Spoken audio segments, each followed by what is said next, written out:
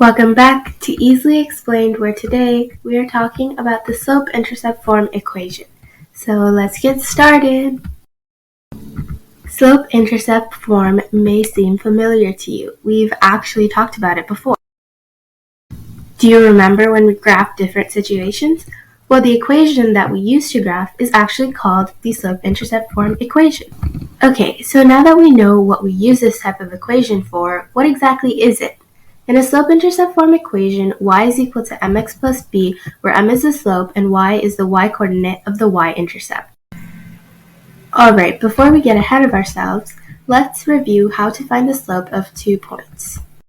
Since the slope is the rate of change between the 2 points, we have to find the change in x-coordinates, or the horizontal change, and the change in y-coordinates, or the vertical change. Let's say that we have 2 points, 2, 4 and 1, 2. If we assign variables to each of the x and y coordinates, it'll make it easier for us to find the slope. Let's say that 2 is x1, 4 is y1, 1 is x2, and 2 is y2. To find the vertical distance, we'll find the difference of the y values. So 4 minus 2, 2. Same for the horizontal change, we'll do 2 minus 1 to get 1. Okay, so now what do we do with these? Well, our slope is actually delta y over delta x. Basically, the change in y over the change in x.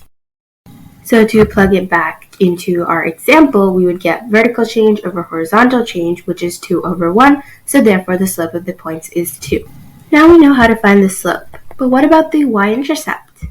First of all, what is it? The y-intercept is the value of y when x is 0, or basically the initial value of situations. To solve for it, we can actually use the equation y is equal to mx plus b.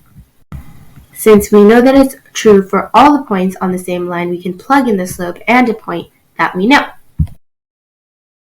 Now we can solve the equation to get b is equal to 0. So in this case, when x is 0, y also equals 0. But this doesn't have to be the case.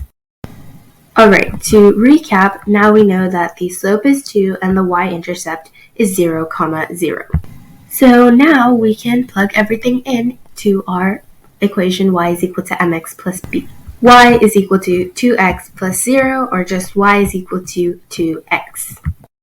Now you're ready to practice writing slope-intercept form equations. Pause the video now and complete the practice.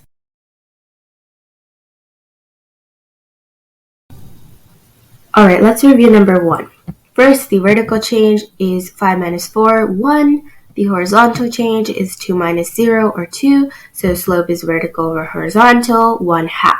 And in this case, the y-intercept is already given to us, so now that we have our slope and y-intercept, we can say that our equation is y is equal to 0.5x plus 4.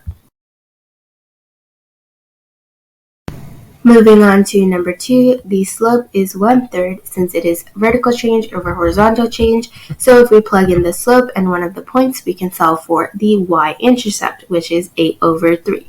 Put it all together and we got our equation y is equal to 1/3 x plus 8 over 3. Let's approach number 3 in the same way. First, we solve for the vertical change and get -1, and then the horizontal change, 6. So our slope is -1 over 6. When we solve for the y-intercept, we get 16 over 3, so our equation is y is equal to -1/6 x plus 16 over 3.